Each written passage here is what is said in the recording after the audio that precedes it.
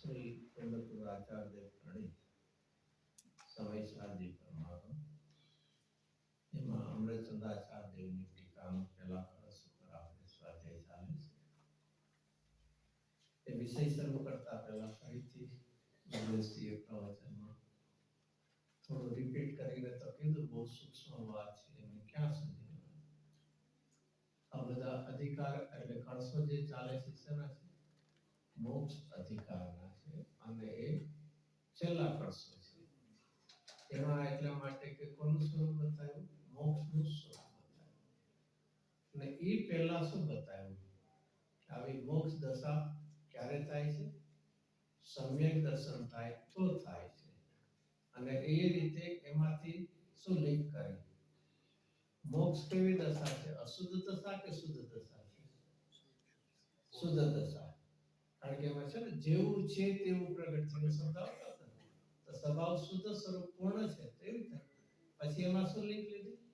તો જો પ્રગટ થતી કાર્ય ફળ રૂપની દશા જો પૂર્ણ શુદ્ધ છે તેનું કારણ પણ કેવું હોવું જોઈએ? કે એવી જાતનું હોય. ફરક શું હોઈ શકે છે? એક અપૂર્ણ અને એક પૂર્ણ, પણ જાતે કરી. અને એના ઉપરથી આખું ગુરુદેવ શું વાત કરી? થોડુંક શું કહ્યું છે? અને કારણ કાર્ય પણ ક્યારે બને છે? બીજી ભાષામાં કર્તા કર્મ પણ ક્યારે બને છે? તન્મય થાય તો. અને એવી જ રીતે શેમાં એપ્લાય કરી? કે પરને જાણે છે એ કેવું કીધું? અસદૃત વ્યવહાર કીધું. શા માટે? તન્મય થાય. બહુ મોટામાં મોટો પોઈન્ટ છે. એમાં ફરીથી વાત શેનાથી પહેલા લીધી હતી? એના પછી કે જેમ કારણ કાર્ય એક જાતના છે અને એમાં એક જ છે, એવી જ રીતે પરમાં તન્મય થઈ જેમ કર્તા કોને કહેવાય? એ કાર્યમાં તન્મય હોય તો કર્તા કહેવાય. એમ યથાર્થ પણ જાણવું કોને કહેવાય?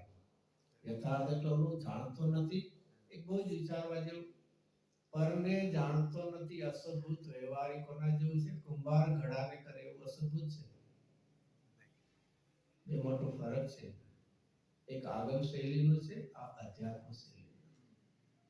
જે 11મી ગાથામાં ગુરુદેવજી 4 નહીં કાઢે છે વ્યવહારના, 6ઠ્ઠી અને 7મી ગાથામાં કાઢે છે. એ બધા પંચાયતમાં એના માટે ગુરુદેવજી કહે અધ્યાત્મની શૈલી છે. બાકી 12માં નો કર્મને દ્રવ્ય કર્મ સદબુદ્ધમાં આવે, રાગ ને સુપર્ય પોતામાં, એ બધી આગમ શૈલી. તો આખી એક વાત આપણને કે અને એનાથી પછી આગળ શું લીધું? આત્મા પરને કેવી રીતે કરાય? નિશ્ચયથી કે વ્યવહારથી? પરને વ્યવહારથી કરી શકાય છે. નહીં કરી તો શકાય, આપણે કરીએ છીએ, દરરોજ કરીએ છીએ. એ કેવી રીતે કરીએ છીએ? વ્યવહારથી. ચાલો હજી બીજા થોડું એવું કહીએ. કુંભારે ઘડો કર્યો એ નિશ્ચય ઘડો કે વ્યવહાર ઘડો? કુંભારે તો કર્યો કે નહીં? નથી તો માટી એમને પડી રહે. કુંભારે આવ્યો તો ઘડો ક્રિએટ કર્યો ને. તો કુંભારે કર્યો એ શું છે? અરે પણ માટી એમને પડી રહે તો તને શું નુકસાન હતું? માટીમાં કાર્ય ઘડા રૂપનું પડવાનો સમય છે ત્યારે કુંભાર છે. એમ કેમ લેતા નથી આપણે? કુંભાર આવ્યો ત્યારે ઘડો થયો, એની જગ્યાએ શું વિચારવું? માટીમાં ઘડા રૂપે પડવાનો કાળ હતો ત્યારે કુંભાર હતો. તો ક્લિયર થઈ જશે. પણ અવળચંડાઈ કહેવાય. ગુજરાતી ખબર છે? અવળચંડાઈ કહેવાય. સીધો કાન પકડતો કેવો પકડીએ છીએ? એ સિસ્ટમ છે કે નહીં? માટીમાં ઘડો થવાનો જ્યારે ટાઈમ હતો, કોઇન્સિડન્સ આપણે શેનાથી લઈએ છીએ? નિમિત્તથી લઈએ. કાર્ય જોવું ઉપાદાનનો, વાત કરવી કુંભારની. આશ્ચર્ય નથી લાગતું? ઘડો થયો એ કાર્ય કોનું થયું? માટીનો. તો વાત કોની કરવી છે? માટીનો ઘડો. કુંભારનો ઘડો બોલીએ છીએ કે માટીનો ઘડો? તો વાત કરવી છે માટીના ઘડે. અને વાત ક્યાંથી શરૂઆત કરીએ? ચલો એ તો ગુરુદેવજી કે ઘણી દૂરની વાત થઈ, પરનો કરતા નહીં તો વાત. અને ફરીથી બહુ જ વિચારું, નિશ્ચય અને વ્યવહાર કોઈ પદાર્થના નામ નથી, કથન પદ્ધતિના નામ. એટલા માટે વ્યવહારથી પરનું કરાય ને નિશ્ચયથી ન કરાય એવું ન વિચારવું. પરનું કરી શકે જ નહીં. શા માટે? એમાં તન્મય થતો જ નથી. અને એવી જ એક શૈલી અધ્યાત્મની છે કે પરને જાણવું કોને કહેવાય? કે એમાં તન્મય થાય. જે આપણને વાત અને કોઈને વાંચવું હોય તો નિયમ સારમાં શુદ્ધોપયોગ અધિકારમાં એ વાત આવે છે. તેનાથી શું સિદ્ધ થયું? પરના જ્ઞાનનો અભાવ છે કે પરના જ્ઞાન કાળેમાં તન્મયતાનો અભાવ છે? તન્મયતાનો અભાવ છે. અને એને પણ હજી શું કીધું? સદગુણ વ્યવહાર કીધું. પરને અસર, કારણ કે તન્મય નથી. એનાથી આગળ શું કીધું? જ્ઞાનની પર્યાયની પોતાને જાણે છે એટલું જ જો માનવું એ પર્યાય બુદ્ધિ છે. ત્યાં સુધી લઈ ગયા. પરને તો કઈ આમ કેટલું ઊંડું જવું પડતું હશે. માંડ હજી એક દ્રવ્ય બીજા દ્રવ્યનું કાંઈ કરતો નથી. હજી શું આગળ માંડ ગળે ઉતરવા મુશ્કેલ પડ્યું. પરસેવો એમાં વળી તો પદને જાણવું પણ અસદભૂત વ્યવહાર છે. તો ક્યાં સુધી અમને લઈ જવું? ક્યારેક વિચાર આવે એના ઉપરથી શું હશે? આચાર્ય દેવ કે ગુરુદેવસિંહને આપણે અનુભવથી વંચિત રહીએ ગમતું નથી. ક્યાં સુધી પહોંચાડી જાય છે? જેટલું કથનમાં આવી શકે, શબ્દમાં આવી શકે ત્યાં સુધી લઈ જાય છે. અંતે પછી પુરુષાર્થ તો પોતાને કરવાનો છે. જેમ ઓલું હોય છે ને, સ્વિમિંગમાં ઉપરથી ડાઈવ મારે એવું હોય છે ને, જોયું હશે ને? પછી એમાં શું હોય? જેને કોઈ હોય સ્ટેરકેસ ચડે પછી એનું ઓલું પ્લેટફોર્મ હોય ને, એમાં પછી ક્યાં જાય? આગળ જાય. પછી ક્યાં સુધી જાય? ક્યાં સુધી જાય? એન્ડ સુધીમાં પણ કેવી રીતે હોય છે? કદાચ જોયું હશે.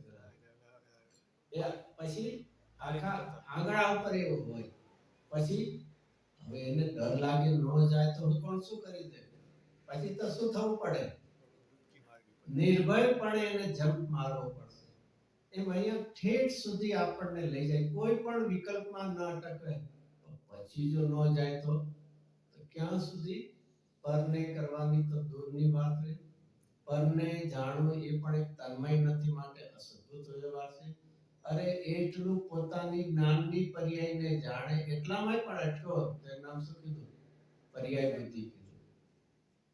શું છે કે એ વાતથી પણ હું પૂર્ણ જ્ઞાય ભગવાન છું ત્યાં સુધી જવું, ત્યાં સુધી આપણને લઈ જાય છે. એટલે ક્યાંય પણ વિચારવા જેવું છે. ક્યાંય સૂક્ષ્મતામાં ગુરુદેવસિંહ આપણને લઈ જાય. એક જ દ્રવ્યને માટે કેટલા બોલાય? શું કાંઈ પતા? પદાર્થ છે, દ્રવ્ય છે, વસ્તુ છે અને તત્વ છે. ગુરુદેવ પાસે શબ્દ ભંડોળ કેટલો હશે કે એક વાતને કહેવા માટે જુદા જુદા શબ્દોથી આપણને કહેતા હોય. પછી અનુભવની વ્યાખ્યા કરી. અનુભવ કોને કહેવાય? અનુસરીને થવું. કેટલા શબ્દ છે? પછી એક શબ્દ કયો આપણે કીધો હતો? અવસ્થમ શબ્દ છે. અવસ્થા ન લેવી. શું ફરક છે? બધા સંસ્કૃત ભણ્યા હતા? નહોતા ભણ્યા ને? ભણ્યા હતા. જ્યારે ગુરુદેવસિંહ હજી દીક્ષા નહોતી લીધી એ પહેલા એ ગારિયાદર પોતાના બેન હતા, એના મેરેજ કરેલા. ત્યાં ગુરુદેવસિંહ ગયેલા અને ત્યાં સંસ્કૃતનું પ્રાઇવેટ ટ્યુશન આપ્યું. એટલે સાવ નહોતા ભણ્યા એવું નથી, ભણેલા. પણ એ તો ઓવર ધ પીરિયડ અભ્યાસ કરતા કરતા સંસ્કૃત પ્રાકૃત એકદમ ગુરુદેવ વાંચી ન કરી શકતા. તો અંદરની રુચિનું જો જ્ઞાન છે તો બહારનું સહેજ જ્ઞાન એવું ક્ષોભ થઈ જશે. તો અહીંયા સરસ શબ્દ શું છે? એક એક શબ્દ ઉપર નજર કે અવસ્થામ શબ્દ છે. અવસ્થા શબ્દ નથી. અવસ્થામ એટલે શું? સંસ્કૃત શબ્દ છે પણ અવ અને સ્થ. સંસ્કૃતમાં અવ એટલે નિશ્ચિતપણે, ચોક્કસપણે, અને સ્થ એટલે હોવું. તો ચોક્કસપણે પોતાનો સ્વભાવ એવો ને એવો રહે છે, એનું નામ અવસ્થા છે. અને એવી પૂર્ણ દશા થાય એનું નામ અવસ્થા છે. એવું તો જેવો છે તેવો પ્રગટ થાય. તો અવસ્થા મી કોને માટે છે? દ્રવ્યને માટે છે. અને પછી એવી જ પર્યાય પ્રગટ થાય એના માટે શું કીધું? અવસ્થા. તો આટલા બધાથી પછી કેટલું ખુલાસો કરી શકે? નાનું બાળક હોય જે દાંતમાં આવ્યા ચાવી ન શકે તો માતા શું કરે? ગુરુદેવ શીખે ને એને શું કરે? એકદમ બેસડી કરી કરેલો છે ને રોટલો હોય તો એની પણ ઉપરની હોય જેમ એકદમ કોમળ સોફ્ટ હોય એને કરીને પણ શું કરે? પછી શું કરે? એટલે કરીને પછી મોઢા સુધી મુખે લઈ જાય પણ પછી કે હવે ડાયજેસ્ટ કરી દે બધું એટલું કે ફરીથી જો છેલ્લે એટલું વિચારું કે હજી કરી દે એના તને એની જરૂરિયાત લાગી નથી. આટલા સુધી આપણને સરળ શબ્દોમાં કરીને બતાવે એટલો ઉપકારમાં અને જો તને હજી તને આશા એનો કે તને જરૂરિયાત લાગી નથી તો એટલે કોઈ પણ પ્રવચન લઈએ એમાં બહુ જ આપણને શાસ્ત્રના મૂળ શબ્દો કઠિન લાગતા હોય પણ એને સરળતાથી આપણને અને રિપીટેડલી કહીને વારંવાર શું છે ઉઠાવતા હોય અને કદાચ માર્ક કર્યું હશે તો એક સૂક્ષ્મ વાત કરીને પછી ગુરુદેવ શું કરે થોડું તો ભગવાન આત્મા છો આ છે કરીને થોડું પાછી એને વિચાર કરવાની એ કરીને બહુ સુંદર જેને કે આપણા બધાની કે એકદમ સૂક્ષ્મતાનો ભાર જેવું ન લાગે ને સાથે પાછી સરળ વાત એમાં મૂકતા હોય છે. આપણે આપણા વિષય ઉપર આવી બેનની વાત એક કોઈ બેને છે ને પૂજ્ય બેસીના વચનામૃત વાંચીને એની સાથે ઉત્સાહ આવ્યો છે એટલે લખ્યો હશે કે પૂજ્ય બેસિયા કેવું લખ્યું એટલા માટે એ જે બેન કહેતા ને એ કોઈ વ્યક્તિ હતી અને એમ એ બેને શું વાંચ્યું હશે? બેસીનું વચનામૃત અને એમાંથી એને ભાવ આવ્યા છે કીધું લખ્યું હશે. તો આપણે પહેલો કળશ લઈએ એનો હવે છેલ્લો શબ્દ બાકી હતો. પહેલા કળશમાં પહેલું તો શું છે? સમય સારને નમસ્કાર કર્યા શુદ્ધાત્માને અને એને ઓળખાવા માટે ચાર શબ્દ કહેવાય કે શુદ્ધાત્મા સમય સાર કેવો છે? એક પદાર્થ છે, શુદ્ધ સત્તા સ્વરૂપ વસ્તુ છે. તો એ છે તો એની ક્વોલિટી શું છે? એની કેરેક્ટરિસ્ટિક શું છે? કે ચિત્ત સ્વભાવ જ્ઞાન સ્વભાવી છે. તે પ્રાપ્ત કેવી રીતે થશે? કે સ્વાનુભૂતિથી એ પ્રાપ્ત થશે અને તો એનું ફળ શું આવશે? છેલ્લે શું લીધું? સર્વ ભાવાંતર ચિત્ત કે પોતાને જાણવાની વાત છે માનવી જોઈએ સ્વાનુભૂતિમાં અને આવું જ્યાં પૂર્ણ થાય છે ત્યાં પોતાથી અન્ય અને એમાં પછી શું લીધું તો લીધું જીવ અજીવ ચર અચર પદાર્થ પછી શું લીધું? સર્વ ક્ષેત્ર એટલે લોકાલોક પછી સર્વ કાળ એટલે પાસ્ટ પ્રેઝન્ટ અને ફ્યુચર. ભગવાન બધું જાણી શકે? ભગવાન બધું જ જાણી શકે અથવા બીજી લઈએ સર્વજ્ઞ બધું જ જાણી શકે? સર્વજ્ઞ જાણી શકે મારો પ્રશ્ન છે. જાણે છે કેમ? કેમ? ચલો સ્વભાવ છે હજી કઈ બહુ વિચારવાની જરૂર નથી. હું જે શબ્દ બોલું છું વાક્ય એમાં તમે કહી શકો સર્વજ્ઞ બધું જ જાણી શકે?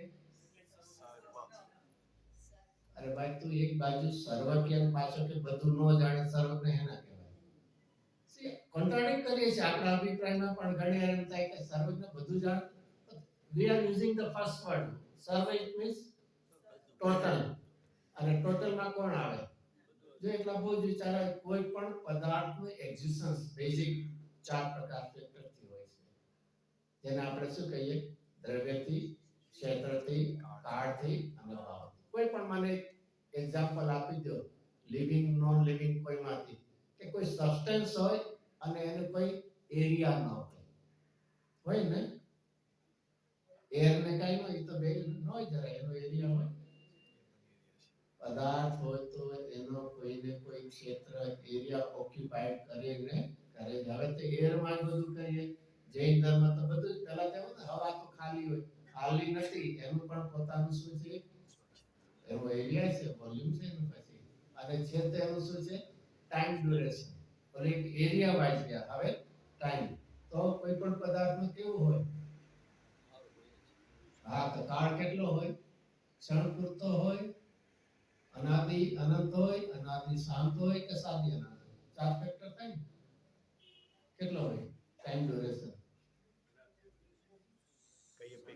માટી ઘડો છે તો ઘડાનો કાળ કેટલો?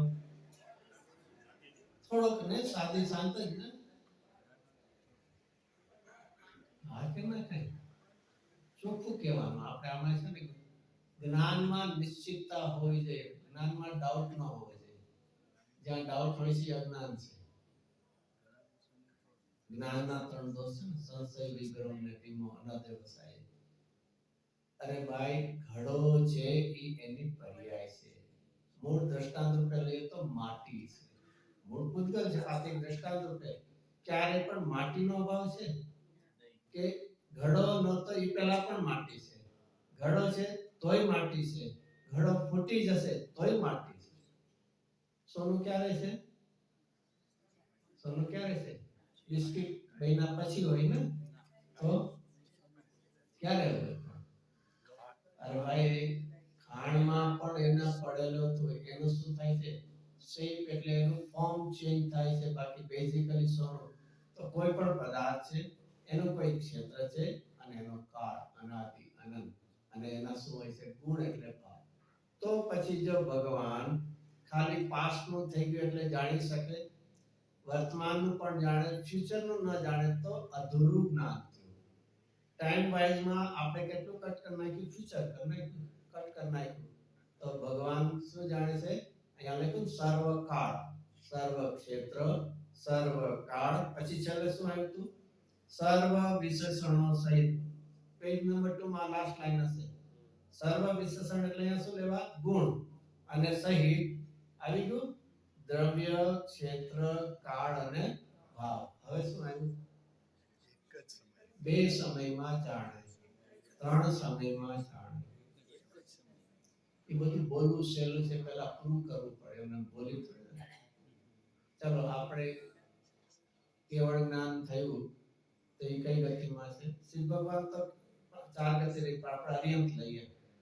કેવળ જ્ઞાન થયું તો એમને જાણવા માટે નિયર બાય કોણ છે? કેવળ જ્ઞાન થયું, તીર્થંકર લઈએ, સમોસણ છે, એમને જાણવા માટે નિયર બાય કોણ છે? સમોસણ છે. એટલે સૌથી પહેલું કોને જાણે? સમોસણને જાણે. અરે હમણાં તો બધી વાત તો પ્રૂવ કરીએ છીએ. સર્વ કે તીર્થંકર છે, સમોસણમાં વિરાજમાન છે.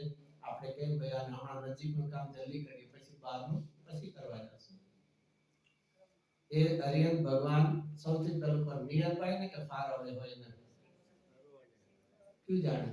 પ્રેફરન્સ બે ખુલ્લા છે, આપણે પ્રેફર જે હોય. પહેલા મધ્યલોકને જાણે કે ઉર્ધ્વને જાણે, અધોને જાણે? નાની હા કેવું પડશે. અરે ભાઈ ફરીથી શું પડ્યા? આપણે શું પડ્યા?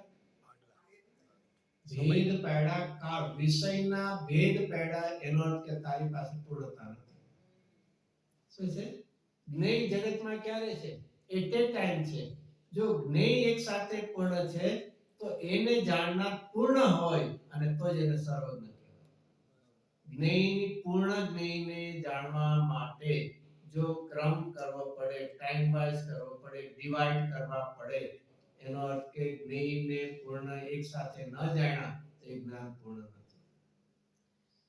બધા કલ્પના કરતા કે આવું કોણ જાણનાર, બધું ટોટલ નોલેજ ક્યાંથી? અરે પણ પહેલો તો વિચાર કર, જગત જ્ઞેય એટ એ ટાઈમ, જ્ઞેય વન આફ્ટર અનધર છે તો કેવી છે? એટ એ ટાઈમ છે. તો એટ એ ટાઈમ જો જ્ઞેય હોય તો એને જાણનાર પણ કેવો હોય? એક જ સમયમાં, અને તો જ એનું નામ પૂર્ણ જ્ઞાન કહેવાય. આટલા ખુલાસા કોણે લખાય? સર્વ ભાવાંતર છેદના કોણે લખાય? જય ચિંદી. વિચારવા જેવું છે. ખાલી સર્વજ્ઞ સર્વજ્ઞ કહીએ, કેવળ જ્ઞાન કહીએ એટલે શું પણ? તો એ એક જ સમયે જાણનારો છે. કોણ? સમયસાર શુદ્ધાત્મા. ક્યારે? ક્યારે? સર્વ ભાવાંતર છેદે પહેલા સ્વાનુભૂતિ કરી તો. આ સિક્વન્સ છે. જાણનાર શુદ્ધાત્મા આત્મા છે, પણ ક્યારે? સીધો પરને જાણવા જશે આપણે એક કામ કરીએ તો આત્માને પછી જાણશું, પહેલા શું કરીએ? એક એક પોકેટ જેમ કે ને પહેલા નિયર બાય મધ્યલોકને જાણી લેશું, પછી સારો સ્વર્ગ છે તો ઉર્ધ્વલોકને જાણ, એમ કરી કરીને પૂરું કરાય કે નહીં? કરાય કે નહીં? હા, ના કરશું, જ્ઞાન લઈને કરશું, થોડું થોડું જ્ઞાન કરતા કરતા. જો મારે 500 રૂપિયા જોતા હોય અને મારી પાસે 100 રૂપીસ હોય, હવે મારે શું કરવું? બીજા 100 લો, 200 થાય, બીજા લો, એમ કરતા કરતા 500 પહોંચાય કે નહીં? પહોંચાય કે નહીં? એમ હું થોડું થોડું જ્ઞાન ભેગું કરીને અલ્ટિમેટ ટોટલ કરી નાખીશ. એટલે એક એક્સપાન્શન કરતા કરતા બધું પૂરું કરી નાખે, એમાં શું છે? ના કે હા? કેમ ભાઈ, એમાં શું ફરક શું છે? એક્ઝામ્પલ તો બહુ સારો આપ્યો મેં. તો ભલે ભેદ પાડ્યો, અંતે તો 500 થઈ ગયા ને. અરે ભાઈ, તે 100 રાખીને બીજા 100 ઉમેરા છે. અહીંયા પેલું જ્ઞાન આપણે હતું છોડી નવું કરીએ છીએ. શું છે? આવું કરતા કરતા થશે, છૂટશે, પણ શું કરીએ છીએ?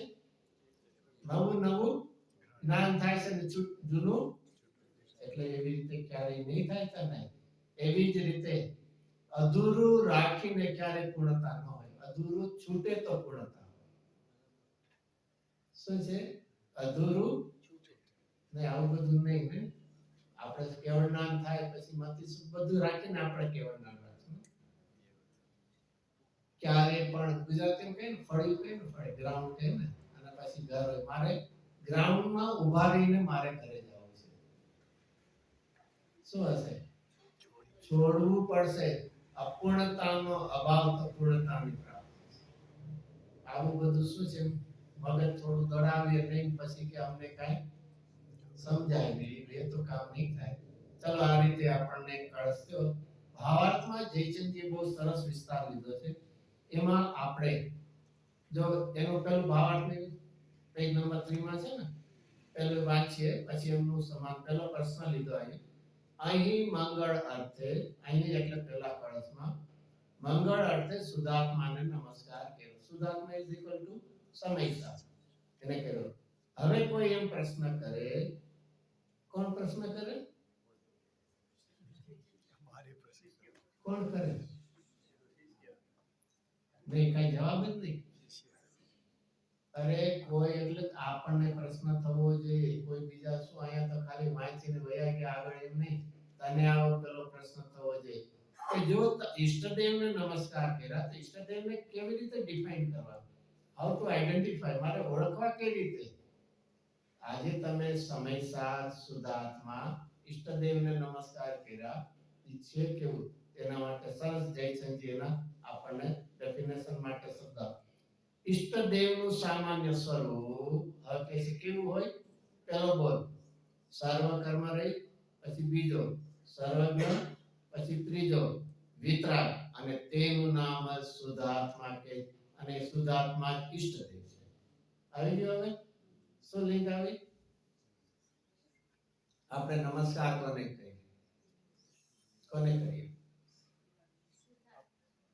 પહેલું સૌથી પહેલે શરૂઆત ઈષ્ટ, આપણા જે ઉપકારી હોય, લૌકિકતામાં વડીલ હોય ઉપકારી, અને એટલા માટે આપણે શું કરીએ? પરમેષ્ટિ, પરમ વત્તા ઈષ્ટ, ઉત્કૃષ્ટ ઈષ્ટ. એમ અહીંયા પણ આવ્યું ઈષ્ટદેવ, એમાં પછી શાસ્ત્ર અને ગુરુ બધા સાથે લઈ લેવા. તો કોને નમસ્કાર કરીએ છીએ? આપણા જે ઉપકારી, આપણને જે વાલા છે એને આપણે કરીએ. તો અહીંયા કે ઈષ્ટદેવ કોણ છે? કે શુદ્ધાત્મા છે, સમયસાર. તો ઈ કેવા છે? તેના કેટલા બોલ આવ્યા? 3 આવ્યા. સર્વકર્મ રહિત, સર્વજ્ઞ અને વિતરાગ એ શુદ્ધાત્મા છે. એને અહીંયા ઈષ્ટદેવ કીધા અને એના નમસ્કાર એનાથી ખાસ એમાં લઈને હવે આપણે એનો આગળ વિસ્તાર છે છોડીને ઓલો જે પદ છે ને નીચે એ આપણે સાથે ગાઈએ. સરસ એમણે બનાવ્યું છે. પ્રગટે નિજ અનુભવ કરે સત્તા ચેતન રૂપ, સૌ જ્ઞાતા લખીને નમો સમય સાર. આ શું એમણે પદ બનાવ્યું જયચંદજી શું છે આમાં કઈ યાદ આવે વિચારીએ તો નહીં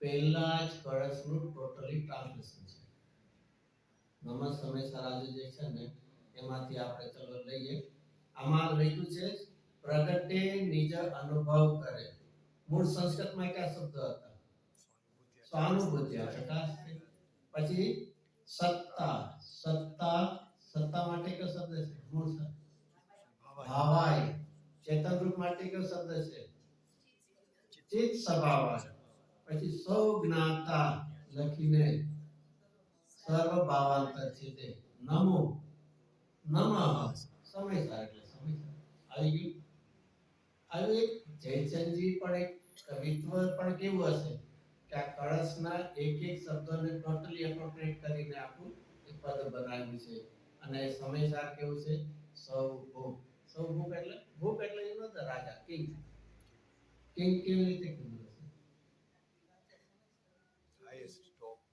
હાયેસ્ટ એટલે પદનમાં બિરાજમાન છે અરે એના વિના આ જગત છે એની સિદ્ધિ કેમ થાય સૌ બધાનો જાણનાર બધાનો જેમ કે ને ભગવાન જેમ કે તમે ત્રણ લોકના સ્વામી એટલે શું ત્રણ લોકના જાણનાર સ્વામી એટલે ઓલા કંટ્રોલર એવી રીતનું નથી પણ આજે ત્રણ લોકના તો એટલા સ્વામી એટલે એના આપ જાણનાર એમાં શુદ્ધાત્મા કેવો છે જગતનો જ્ઞાતા દ્રષ્ટા છે આ રીતે પેલો કળશ આપણને દેવ તરીકે શુદ્ધાત્માને ઈષ્ટદેવ તરીકે એસ્ટાબ્લિશ કરીને એમને નમસ્કાર કર્યા હવે બીજો શ્લોક આપણે એને લઈએ અને હવે બીજા શ્લોકમાં કોને નમસ્કાર કરે છે સરસ્વતી વળી ક્યાંથી સરસ્વતી એટલે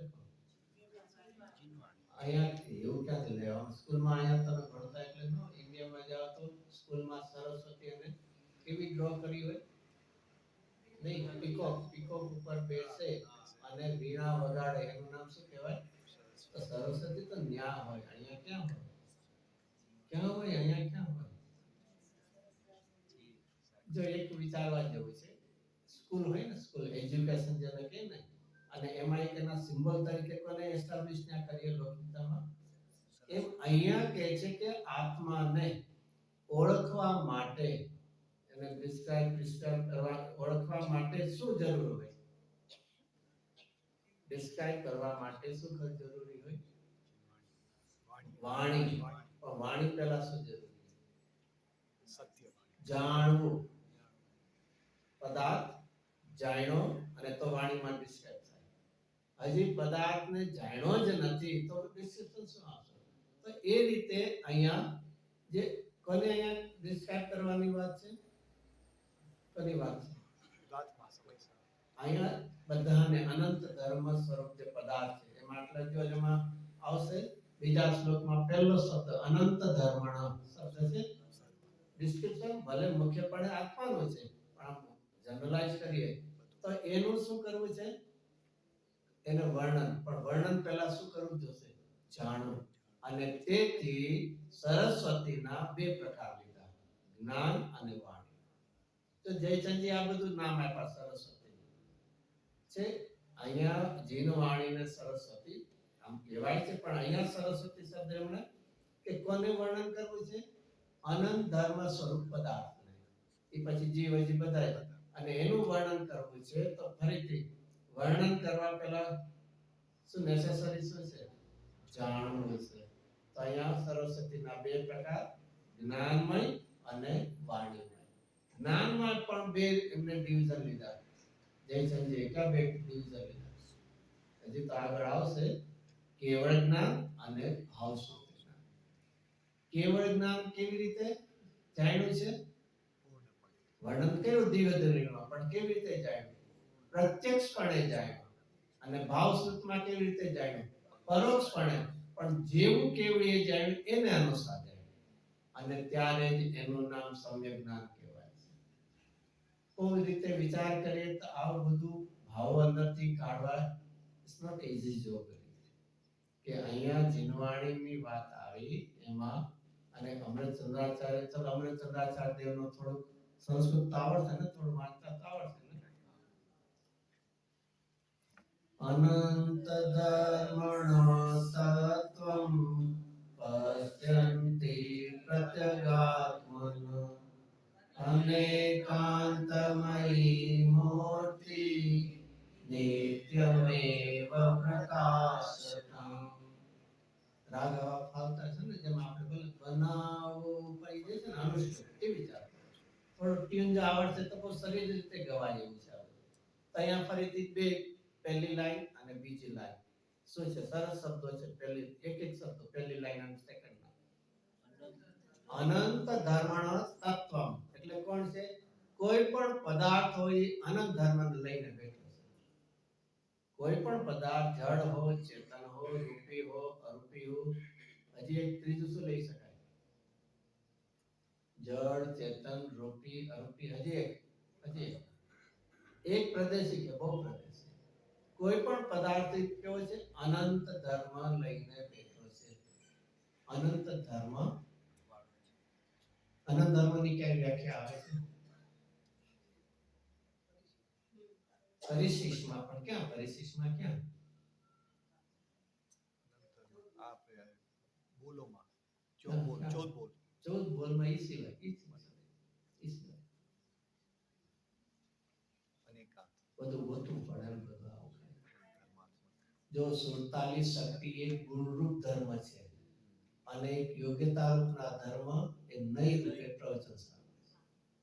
શું છે બે ફરક? શું છે? સમય સારમાં જે 47 શક્તિ આમ લાગશે ને કઈક થોડું જલ્દી કામ હજી કઈક નીચે ડેટમાં જવાનું. 47 શક્તિ પણ એ શું છે? ધર્મ છે, ગુણરૂપ ધર્મ છે. અને જે પ્રવચન સારમાં 47 નહીં છે એ બધા કેવા છે? એક અનેક, નિત્ય, અનિત્ય, ગુણી, અગુણી, ઈશ્વરનય, અનિશ્વરનય. એ બધા જે છે એ કેવા છે? બધા યોગ્યતા રૂપને એની પર્યાય અને એનો ખુલાસો સરસ જયચંદજી આના ભાવાર્થમાં. ચલો થોડું વાંચીએ એટલે પેલું ક્લિયર થશે. ચલો પહેલી ફરીથી લઈએ. પહેલો બીજા નંબરનો કળશ, એનો પહેલી લાઈનનો પહેલો શબ્દ કયો શબ્દ છે? અનંત ધર્મણ તત્વમ. તત્વમ એટલે કે કોઈ પણ પદાર્થ. ઓલું જે આશ્રમબંધ સમર એવા રીતે નહીં. અહીંયા તત્વ એટલે પણ લેવું છે દ્રવ્ય લેવું. અને દ્રવ્યમાં કેટલા ધર્મો હોય? અનંત. આટલું થયું ત્યાં સુધી. હવે પેજ નંબર 4 ઉપર આપણે જઈએ. એમાં પહેલો જ પેરેગ્રાફ છે ને, કોઈ રનિંગ નહીં. એના પછી કોઈ પ્રશ્ન કરે કે, ફરીથી આવ્યું. કોણ પ્રશ્ન કરે? આપણે તો કરતા જ નથી, કારણ કે આપણે બધું સમજીને બેઠા છે. જો ફરીથી બોજ વિચારો, કોઈમાં બોજ. અરે શબ્દ સાંભળીને એની જિજ્ઞાસા જાગે કે આનો ભાવ શું છે, એ કોઈ છે. અહીંયા તો સાંભળી લીધું ને આપણું કામ પૂરું થઈ ગયું. બીજું શું હોય? તો કોઈ પ્રશ્ન કરે કે આત્માને અનંત ધર્મ વાળો થયો છે. અહીંયા પછી અનંત ધર્મ આત્માની વાત કરીને પછી એટલા માટે તો તેમાં અનંત ધર્મો ક્યાં ક્યાં છે? જો તરત જ એવો પ્રશ્ન થવો છે કે આપ અનંત ધર્મ કહો છો, તો પ્રશ્ન ઉઠે કે અનંત ધર્મો ક્યાં ક્યાં? તેનો જયચંદજી ઉત્તર આપે છે. વસ્તુમાં આવ્યું. વસ્તુ એટલે પદાર્થ, દ્રવ્ય સમજી લેવું. સતપણું, અસત, વસ્તુપણું, પ્રમેયપણું, પ્રદેશપણું. એ ચાર બોલાવ્યા. એ શું છે? સામાન્ય ગુણ આવ્યા. સતપણું એટલે અસ્તિત્વ ગુણ આવ્યું. વસ્તુત્વપણું એટલે વસ્તુત્વ ગુણ આવ્યું. પ્રમેયપણું એટલે પણું એટલે ત્વ. આ બધા છે ને સંસ્કૃત ઉપરથી વિચારે ઇંગ્લિશ સીધું ડાયરેક્ટ ઇંગ્લિશ જ મીડિયમ એટલે આ નથી ફેમિલિયર નો પણ પણું એટલે ત્વ અથવા ઘણીવાર તા શબ્દ આવે. નાયકતા, નાયકપણું. એટલે જ્યારે પણ આવા આવે ત્યારે થોડું ભાવ સમજી લે. તો પહેલા ચાર ક્યાં દીધા? સામાન્ય ગુણ. જો ફરીથી ક્વેશ્ચન કોનો છે? અનંત ધર્મો ક્યાં ક્યાં? તો આ બધા કેવા લીધા? ગુણરૂપ ધર્મ. અનંત ધર્મ ઇઝ અ ફૂલ સેટ છે અને એમાં ગુણ એનો એક શું છે? વન ઓફ ધ સબસેટ છે. અને એમાં પણ ગુણમાં કોણ છે? સામાન્ય ગુણ. તો સામાન્ય ગુણ કેટલા છે? કોઈ પણ પદાર્થમાં સામાન્ય ગુણ કેટલા છે? કેટલા છે? 6 બાકી એટલે કેટલા છે? એક નંબર પૂછ્યું, પછી હજી આગળ પછી પૂછશું. 6 છે એમ ને? કેટલા છે? અનંત છે. હા, એમાંથી હવે કહીએ મેઇન કે ને મુખ્ય કેટલા છે? નહીં, આટલું તો શીખાશો ને, પાઠશાળ તો આટલું શીખાશો ને કે સામાન્ય ગુણ. ફરીથી એક લઈ લો, હજી આગળ થોડું. 6 દ્રવ્યમાંથી સામાન્ય ગુણ કેટલામાં આવે? બધામાં હોય? બધાને જલ્દી ખબર પડી જાય. કેમ ખબર પડે? ભાઈ સામાન્ય ગુણ કેટલા દ્રવ્યમાં છે? સામાન્ય શબ્દો ઉપરથી. અરે ભાઈ સામાન્ય કીધું તો બધામાં હોય ને. ચાલો હવે બીજો ક્વેશ્ચન. વિશેષ ગુણ કેટલા દ્રવ્યમાં આવે? તો બે સરખા રહ્યા. સામાન્ય ગુણ પણ બધામાં, વિશેષ ગુણ પણ બધામાં, તો બેમાં ફરક શું થયો? વિશેષ શબ્દો ઉપરથી બધામાં જુદા જુદા. અરે આ છે ને માટે કોઈ વર્ડ ટુ વર્ડ છે ને વ્યાખ્યા ડેફિનેશન તમને પોતાના વિષય શબ્દ શું છે? નામનો પોતાનો છે, પૂતગલનો પોતાનો છે, સામાન્ય બધાનો. તો બે મોટો ફરક પડે છે. વિશેષ ગુણ નો ડાઉટ. ફરીથી સામાન્ય ગુણ જો બધામાં ન હોત તો શું થાય? ફોર એક્ઝામ્પલ આપણે એક્ઝામ્પલ લઈએ, મેથ્સમાં કદાચ લેતા હશો. સપોઝ ન હોય તો છે દ્રવ્યમાં એક સિમિલારિટી દેખાય છે ને કોઈ દી નહીં દેખાય.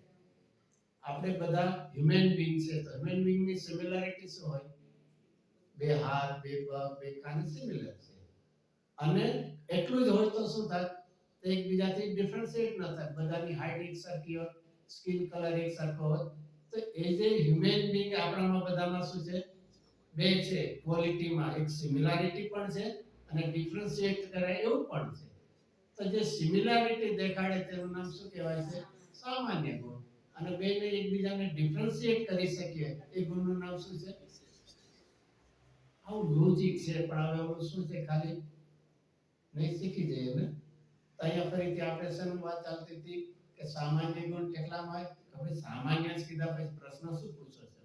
આ એના જેવું છે. ગળી સાકર ગળી હોય કે નહીં? તમે પેલી ગળી કહી દીધી, હવે હોય કે નહીં પ્રશ્ન ક્યાં છે? તો ચાલો સરસ થયું. હવે એમાંથી મુખ્ય ગુણ કેટલા? 6. અને બાકીના કેવા છે? સેકન્ડરી છે, ઇન્ફિરિયર. કેમ આપણે તો લીધું. સામાન્ય ગુણ અનંત છે, એમાં મુખ્ય કેટલા છે? 6 છે ને. બાકીના કેવા છે? પણ ઇન્ફિરિયર છે. આપણે 6 ને મેઈન લીધા. આપણે ક્યારે પણ એવું નથી સમજાવવામાં અનંત નો સમજાવી શકાય, શબ્દોય ન હોય. સમજાવવા માટે 6 સિલેક્ટ કર્યા છે. બાકી એમાં બે ક્વોલિટીમાં ફરક નથી. સામાન્ય ગુણ અનંતે અનંત ઇક્વલી રહેલા છે. એક સમજાવવા માટે આપણને 6 પિકઅપ કર્યા છે. તો એમાંથી અહીંયા કે લીધા 4. ચાલો એટલું પૂરું થયું. હવે નેક્સ્ટ આગળ વધીએ. એમાં વાંધો નથી ને? પેજ નંબર 4 માં 4 આવી ગયા. અસ્તિત્વ, વસ્તુત્વ, પ્રમેયત્વ અને પ્રદેશત્વ. હવે 4. ચેતનપણું, અચેતનપણું, મૂર્તિકપણું, અમૂર્તિકપણું. આ શું આવ્યા? 4 વિશેષ ગુણ આવ્યા ને.